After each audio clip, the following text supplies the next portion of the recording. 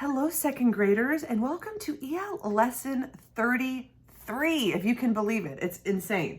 We are really moving along.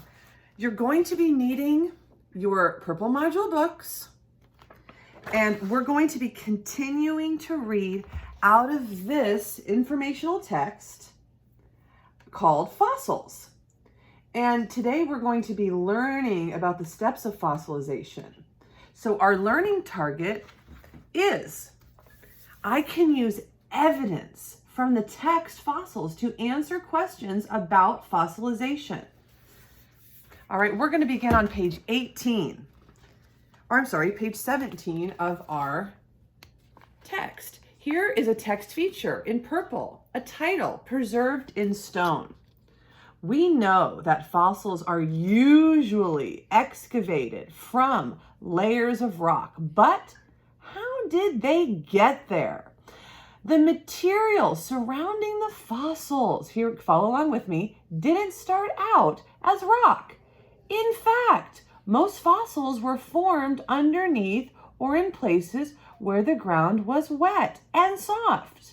The process of fossilization begins when a plant or animal dies and is quickly covered up by layers of mud or sand. Let's take a look at an example of how this works. And here's a text feature, a caption that's going to tell us more about this picture here. And the caption in orange says, fossilized footprints tell us that this desert was once a soft, wet swamp. So there's been a lot of land changes, and that's when we can find fossils. All right, page 18. Here's our text feature, our title that's going to tell us more about this paragraph. Some 200 million years ago, a shallow ocean covered what is now our state, California. There was no land here. It was water. A fish living in the ocean died and sank to the bottom before another animal had a chance to eat it. The fish was covered by a thin layer of sand. Over time, layers of sand and mud piled up on top of the fish body, burying it deep under the ocean floor. Okay, we're here. The skin and soft parts of the fish decayed, leaving only the skeleton behind. Now here is some more text features that's going to tell us about the picture in red. To become a fossil, a fish would have to be quickly buried before any other marine animals tried to eat it. Some of today's deserts were once covered by oceans and lakes. So these captions, these text features tell us more about this picture, because not all animals and plants are going to be fossils. You know, a lot of times they get eaten, but if they're buried very quickly, they can become fossilized. So we're going to be working out of page 82, and we're going to talk about what are the steps of fossilization. Step 1. If you want to pause the video and get something to write with, this is the time.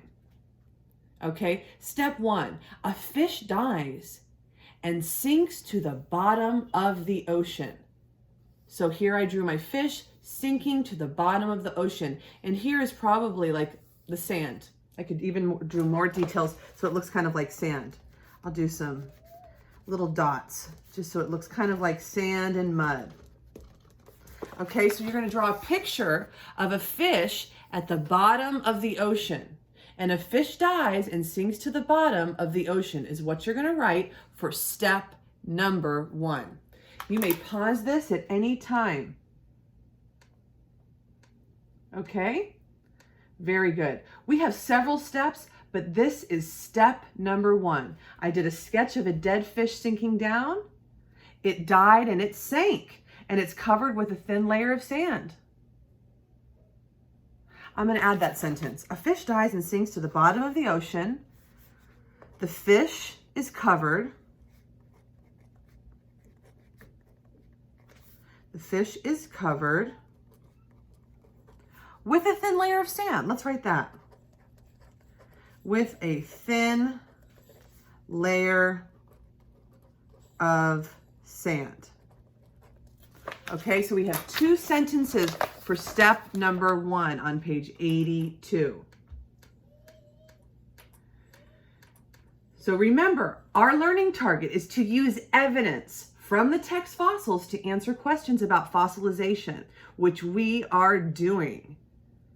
Very good, second graders. Pause the video at any time to get your work done. All right. Let's take a deeper dive into what these words actually mean, their definitions.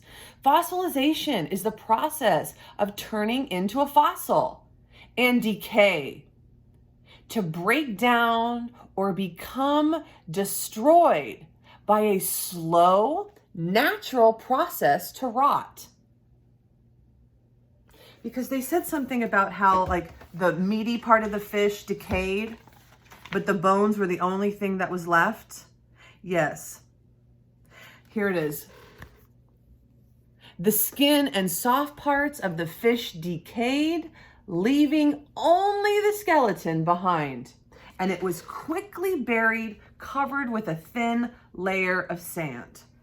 All right, I cannot wait to see you working out of your purple module books, page 82, using evidence from the text to describe the steps of fossilization. Wonderful. All right, second graders, thank you for your attention and have a wonderful Monday.